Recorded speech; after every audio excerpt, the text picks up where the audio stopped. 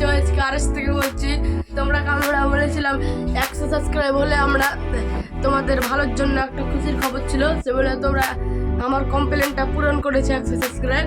সেগুলো আমরা ভেবেছি তোমরা যে আমার 100 সাবস্ক্রাইব পূরণ করে দিলে যে আমাদের নগ্রাম এবং এসওয়াই দুয়ে আমরা ভিডিও করছি, শর্ট এবং ভিডিও, বড় ভিডিও এবং শর্ট। তো ওখানে গাইজ আপনারা দেখতে পাবেন একদিকে ফানি রোমান্টিক্স, একদিকে